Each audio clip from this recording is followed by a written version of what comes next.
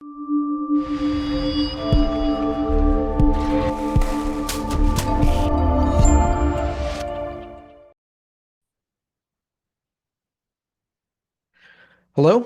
good afternoon, and welcome to the Middle East Forum's weekly podcast series.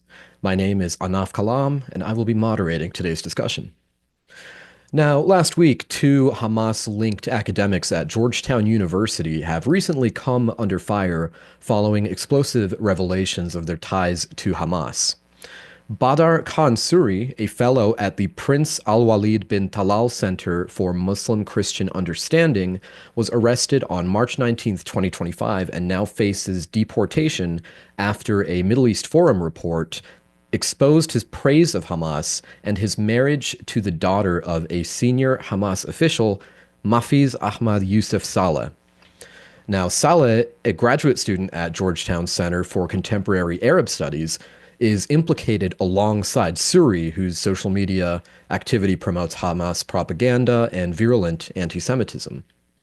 Joining us today is my colleague Anna Stanley, who broke the initial story, and she joins us today to highlight how the Trump administration is cracking down on extremist sympathizers in academia, and why Georgetown so quickly ran to the defense of Suri after these allegations were made public. As always, for those of you in the audience, please feel free to use the Q&A box during this broadcast if you would like to ask your question. With that, I will introduce Anna Stanley, a research associate at the Middle East Forum. She previously worked as an open source intelligence analyst at the British Foreign Office and as an intelligence researcher and investigation practitioner for the UK Police. Welcome, Anna. How are you today? I'm great. Thanks so much for having me on. Yeah, thanks for joining us and taking the time to share your insights. I'm going to jump right in here. Can you give us some of the background on the story and the events leading up to Badr Khan Suri? Absolutely. So, as you say, this focuses on Badr Khan Suri. He's a postdoctoral fellow at Georgetown University, in particular the department ACMCU. Most importantly, his wife, Mafiz Saleh, is the daughter of Ahmed Youssef, and he was a senior advisor to Hamas leader Ismail Haniyeh. So as you said, Badr was arrested on the 19th of March, and he was arrested under Immigration and Naturalization Act 237A 4CI, which means someone's deportable because of reasonable grounds that they would potentially seriously adverse foreign policy consequences for the United States. Last week, Tricia McLaughlin, she's the Assistant Secretary for DHS, she said Badr Khan Suri was designated for deportation for spreading Hamas propaganda and promoting anti-Semitism on social media. And this very much reflects the article which I wrote 1 month ago. Ultimately, the courts will decide whether these allegations meet the legal threshold for deportation. It's worth saying that Suri's contested these findings, and he'll obviously have full due process rights in court to challenge these allegations. But if I could just start with a little bit about what kind of Hamas links we're talking about. So the research that I did primarily on his social media found he was sharing Hamas propaganda and deeply anti-Semitic posts. One of them was literally Hamas propaganda. It was a video of multiple Hamas men holding children who they'd just kidnapped on October 7th in what you could call some kind of perverse nursery. And he said, this is how Hamas men dealt with kids on October 7th. And he didn't mean it in an insulting way, let me tell you. I think he meant it, denying the reality of the horrific situation that there was. On the 13th of October, a few days after October 7th, he wrote, 3 lies by Israeli occupation, no proof whatsoever of babies beheaded, rapes, or mass killings at a carnival, probably referring to the Nova Festival, where 364 people died, multiple people were raped and tortured in the most disgusting way possible. Another thing to mention, since this story broke out about his arrest, Camera, which stands for the Center for Accuracy in the Middle East, have found pictures also of Badr Khan Suri. It's particularly egregious. He's actually seen holding hands with Ismail Haniyeh, the former leader of Hamas, who was killed by the IDF and who was responsible for numerous attacks against civilians, including suicide bombings, rocket attacks, and kidnappings. And it's worth saying that Haniyeh is not just a political figure. He oversaw Hamas's military strategy and was very much within the planning of October 7th massacre, which killed over 1,200 people. And that's who he's pictured holding hands with. Camera also found a picture of Badr and his wife at their wedding, holding a picture of Arafat, the former leader of PLO, kissing the forehead of the Hamas founder. So that's just to give you a little bit of background about what these Hamas links actually are. Wow, that is just damning. Can you tell us a little bit about how you discovered these ties to Hamas and Suri's marriage to the daughter of the Hamas official? Yeah, so Middle East Forum is writing a report at the moment focusing on Georgetown, specifically the department aforementioned, ACMCU. I actually came across these findings, unfortunately, in not a particularly amazing OSINT way. I just came across a 2018 article by the Hindustan Times where they're interviewing Badr's wife very overtly, very explicitly about her links, her father, his role within Hamas. She states in it she doesn't see Hamas as a terrorist organization. I'm sure I wouldn't be surprised if Badr shares that with her. The reason I'm saying that is because people have jumped to their defense and said that the father in question was in the political wing of Hamas. But I'd like to point out that this is very much an artificial distinction. And actually, most security operators within the West acknowledge that there is no differentiation between the political arm of Hamas and the military arm of Hamas. Fundamentally, Hamas is a terrorist organization which seeks to wipe out Israel and commit a genocide against the Jews. So my point is that article was in 2018. If Georgetown wanted to, they absolutely could have found that information about one of their fellows and one of their academics too. Now, do you suspect that Georgetown did in fact have knowledge of these connections? Because the speed at which they decided to jump to Suri's defense was extraordinary. They didn't even, put out a statement announcing that maybe they'd investigate the details further, and no, they just jumped straight to his defense. Do you think that it's possible that they knew something was up? Well, I mean, what is an organization if not the people in it? I don't know for sure. I very much wouldn't be surprised if multiple people knew. I don't think, it's not exactly like it was secret. She was talking about it in an article. So the news was out there. That suggests to me that this is a couple who's probably not ashamed of their links. Like I said, they don't see Hamas as a terrorist organization. They probably see it as, oppressed freedom fighters. So I wouldn't be surprised if there were fellows there who knew. In fact, I'd say it's almost certain. Georgetown's response, what I'll say is that I approached them with my findings. I was completely blanked. I know they received them because I rang the communications department, made sure they received my emails. The only time Georgetown has spoken on this is since it became bigger in the news, and that's when the news broke about Badr's arrest. And I just want to read you a line from ACMCU, a statement, the first line of their statement. It says, the arrest of Badr Khan Suri must be understood in the context of Trump's administration's foreign and domestic policies, specifically US support for genocide abroad and McCarthyism at home, basically evoking imagery of witch hunting type stuff. Nader Hashemi, he's the ACMCU director, he said, this is what they do in Putin's Russia. That's what they do in Xi Jinping's China. So really emotive stuff coming from Georgetown here. Indeed, the dean of the Foreign Service, Joel Hellman, he said, Khan Suri's not posed a danger to the Georgetown community, and he's reaffirmed the university's commitment to free speech. I think it's funny, isn't it, how these sorts of people only evoke the argument of free speech when it serves them. They're quite happy to ban speakers off universities when they're going to talk about Israel, but they'll always evoke the defense of free speech in these situations. And let me say, this is not a free speech debate. I am absolutely behind the First Amendment of free speech, even though I'm British. Actually, even more so because I'm British. Let me tell you, it's not great when you live in a country that's getting rid of free speech day by day. This isn't a free speech issue. It's a national security issue, and it's an immigration issue. And it's disgusting that the university has framed it in that way. And it's not only that, it's a complete concern because Georgetown, ACMCU in particular, funnels future diplomats and people going into influence policy in the United States. This is why this is so dangerous. You cannot tell me that a professor who has known links to Hamas, who openly shares its propaganda and proliferates the most disgusting anti-Semitic rhetoric, will not let that leak out into his teaching on the Middle East or Middle East peace process. It's diabolical. So, as I say, it's not a free speech issue. We're all for free speech, actually, and it's not. It's an immigration and national security issue primarily. That Georgetown would put out such a statement is just unbelievable. I was unaware of the involvement of Nader Hashemi in this. He used to be the director here in Denver at the University of Denver of the Middle East program and has become something of a dear enemy of mine over the years. Good to know he is continuing on with his line of work there.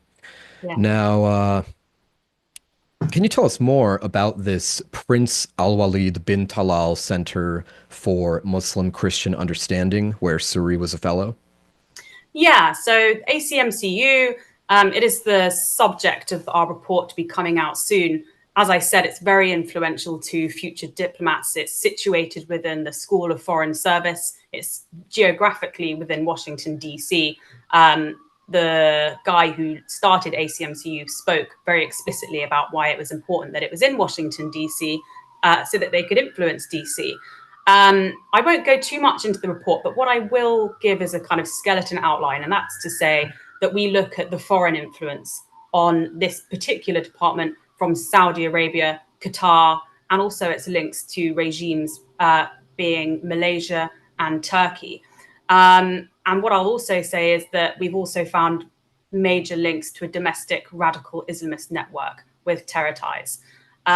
So what I'll say about ACMCU is that it's completely antithetical to Western and American values. They are also home to something called the Bridge Initiative, which I'm pleased to say the Middle East Forum made years ago, but has had a refreshed input as of late. And the Bridge Initiative is a database of fact sheets of figures that they deem Islamophobic. This is basically anyone who criticizes Islam. They've even included the English Prime Minister Rishi Sunak, which is kind of random, but also academics within counterterrorism, such as Asra Nomani of the Clarity Coalition and Lorenzo Vidino, both big experts in the field of counterterrorism and counter-extremism. But ACMCU and the bridge within it seeks to demonize people who speak against radical Islam. And that's, I would say, at the crux of what ACMCU does. And that's why their defense of Suri is shocking, but unfortunately not surprising. Now, you mentioned this foreign influence, particularly the one that interests me is Qatar. Do you suppose that after these recent arrests and potential deportations of academics in America, do you think the Trump administration will finally start to investigate Qatari money or foreign influence in academia? I mean, I don't know what the government's looking at, obviously. I wouldn't be surprised if they do. I know that there are a lot of NGOs and kind of Israel organizations who are looking into this because, they're very aware of the subtle problems that can come about from foreign funding like Qatar. And Qatar's funded hundreds of millions into ACMCU, by the way. So we'll see. But I think as for Badr Khansuri, obviously he's an academic. Mahmoud Khalil, he's a Columbia University student. But I think they're in a similar realm in the sense of both facing deportation. So I think they're both going to serve ultimately as a kind of case study. So it'll be very intriguing to see what happens with both.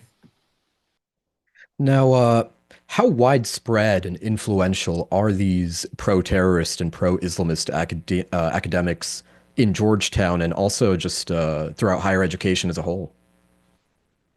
I would say it's not a very professional word. ACMCU is a bit of a cesspit for radical Islam.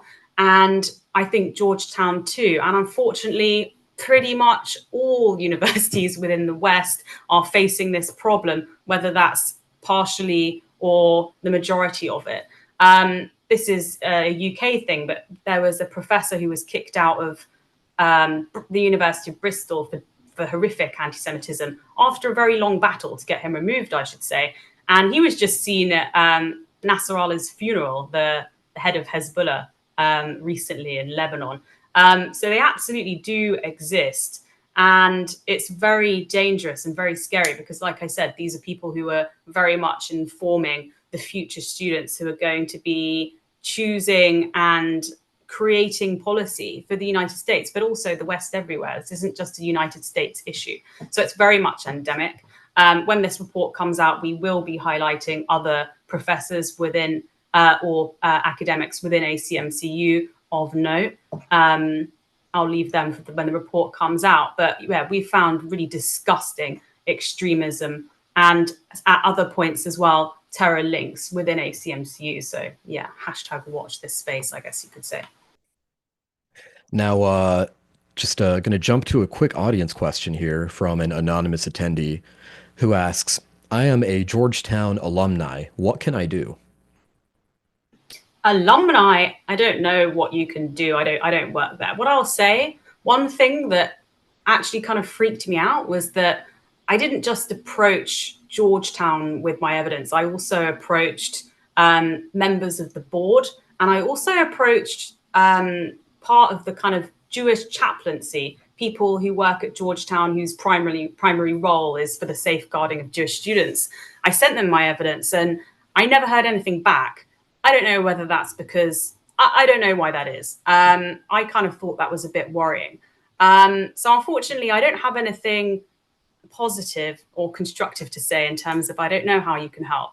I really hope and encourage you to try and find the relevant people. But unfortunately, you're dealing with a university which has just outright defended someone with terror links. So yeah, it's a good thing you're an alumni. I mean, I'd be pretty freaked out if I was a student there at this time. Absolutely. Now, surely Suri is not the only academic engaged in promoting this radical ideology and spreading Hamas propaganda. Do you know of any other prominent academics engaged in these types of activities who we should be looking out for? I think there's a lot. Like I said, some of them will be in the report, and I think I'll save giving the names until the report comes out. But I think it's absolutely a mainstream issue, and ACMCU is particularly worrying in that regard.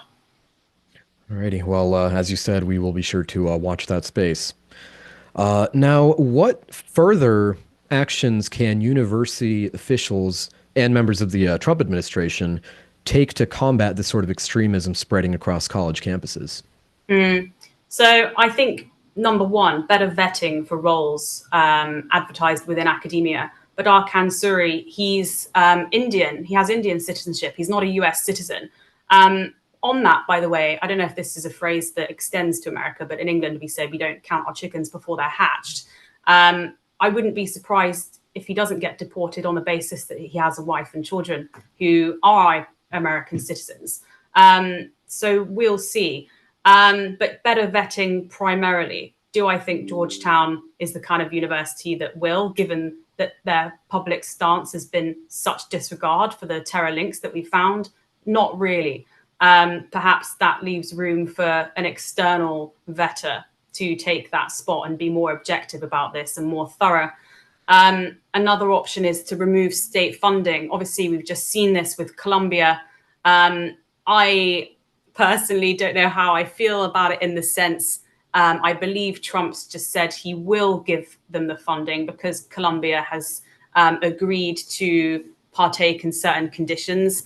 I personally feel like that boat's very much gone and the ship sailed rather.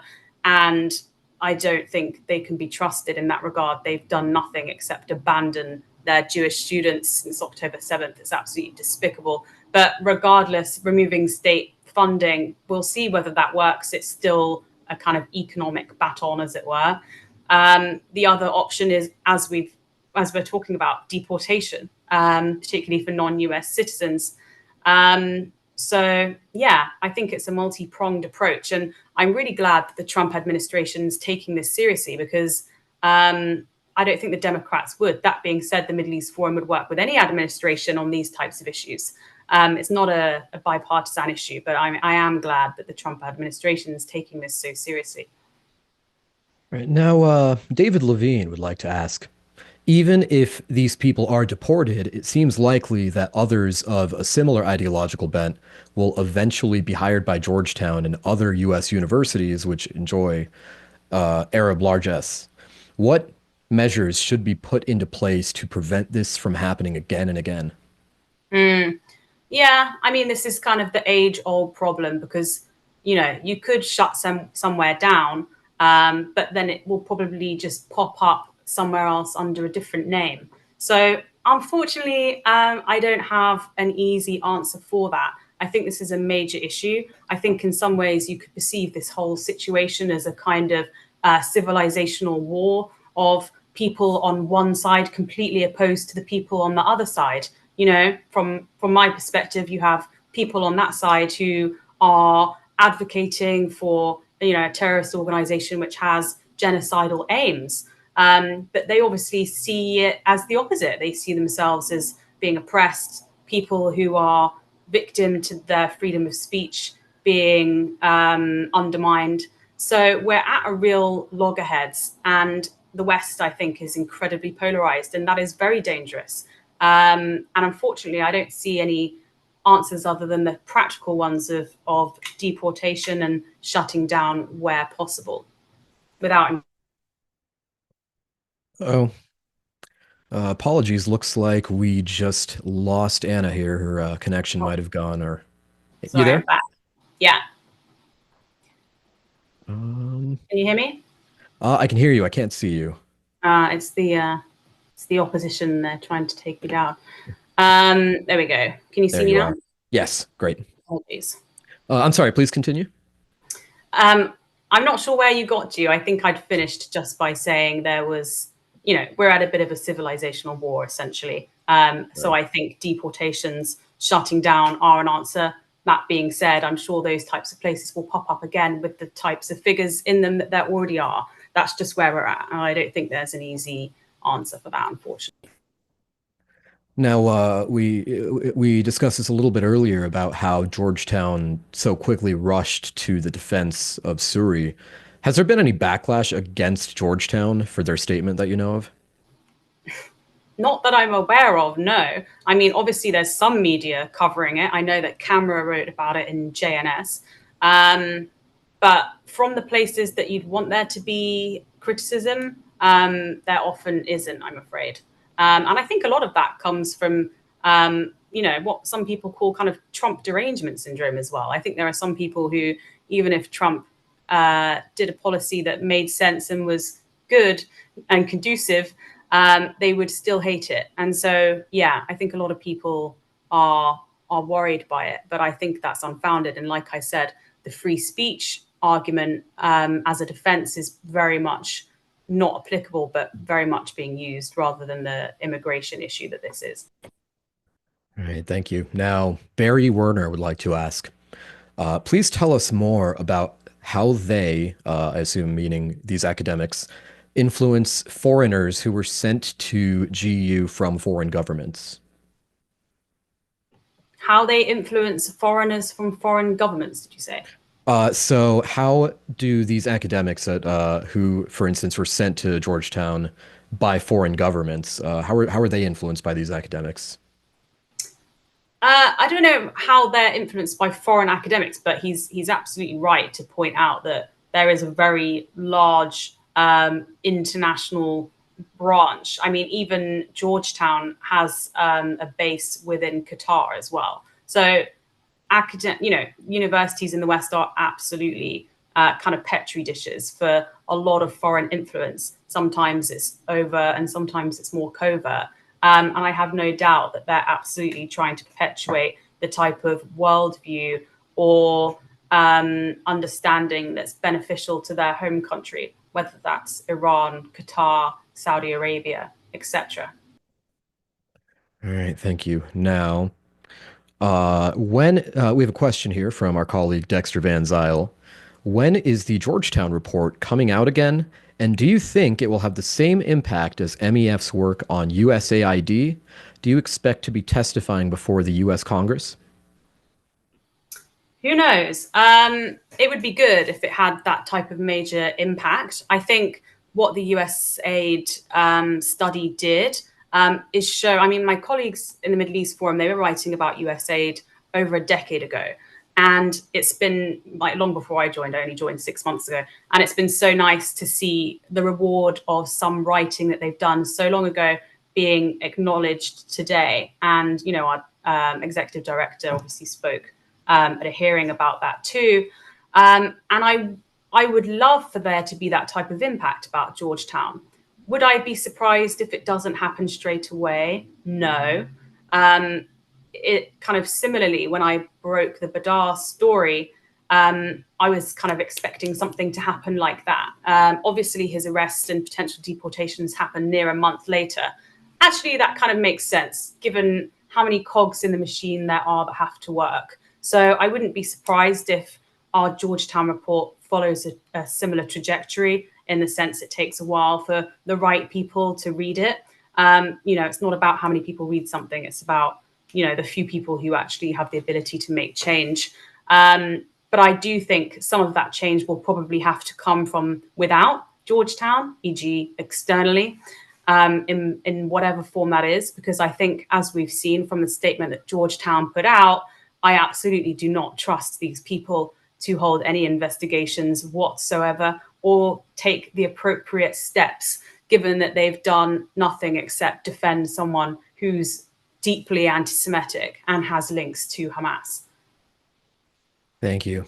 Now, we have a question from an anonymous attendee who says, the universities of the East Coast are getting all the attention. What about the schools like Minnesota, Oklahoma, Texas, Colorado, etc., the schools that are in the mid-USA? And I can kind of speak to this to some degree, as Please do, because some years ago, actually, I want to ask about your insights on this too. But some years ago, I wrote an article about the strong ties between Qatar and my alma mater, which is University of Colorado, Denver. They have extensive ties. They have relations with the Qatari royal family, regular visits back and forth between CU and Qatar, and yet a Freedom of Information Act I had requested turned back absolutely nothing. Nothing with the word Qatar, nothing with the word Al Thani, nothing. It almost seems like there's a concerted effort to not disclose a lot of this information. yeah, that's absolutely the case. And I think there needs to be more legislation brought in, and more oversight and audit over foreign influence. And I think this is something that people are only starting to wake up to. I know Ian Oxenabad, who's helping write some of the recommendations for our report. He works at the National Association of Scholars, I believe it's called. Yeah, he's also made that point. All right, thank you. Now, I think we have time maybe for one more question here. I will go to a question from Sonia Michel, who asks, Georgetown is a Catholic university, and the program you're discussing is supposedly concerned with Catholic-Muslim relations. Given Islam's, and especially Islamism's, historic hostility toward Christianity, how can you explain this program's capitulation to Hamas, etc.? Are there any people in the program who are opposed to the positions being taken essentially in their name? I don't know anyone who's opposed to it, no. And this person is, I think, picked up on something very key. It's no coincidence that ACMCU stands for the Center for Christian and Muslim Understanding. It's no coincidence, in my view, that Judaism or Jews were left off that list. It is absolutely there from the beginning, and you know, that is not a coincidence. One of the original founders who helped establish it with John Esposito back in the early days was Palestinian himself and deeply involved in Palestinian activism. So this kind of dichotomy is something that goes back right to the very roots of ACMCU. So it's right at its core. I don't see it changing. And I think that's why it is where it is today, where one of their academics can be found to have Hamas ties, and they come out and defend them, because all of the people who work there, well, I shouldn't say all, the people who I've come across, they all seem like the kind of people who would absolutely back them. Well, well, unfortunately, we have reached the end of our podcast for this week. I want to thank you again, Anna, for taking the time to share your insights on this. And we all are looking forward to when that report is coming out with the Clarity Coalition. Do you have an estimated time frame on that? Yeah, I forgot to answer Dexter. I think within a month. Okay, Yeah. fantastic. Thank you again, Anna. You've been a Thank wealth of information. Thanks so much. And now, for our viewers and listeners, please join us Wednesday for our Israel Insider podcast with Ashley Perry. And be sure, if you have not already, to register for our 2025 policy conference in Washington, D.C. It'll take place the week of May 19th, 2025. There will be keynote speakers, panel discussions, a War Games Day on the 22nd. It'll be very interesting. I encourage all of you to sign up at our website at www.meforum.org/Policy Conference 2025, all one word. I thank you all again for joining us and for your participation, and I hope you all have a wonderful day. Thanks.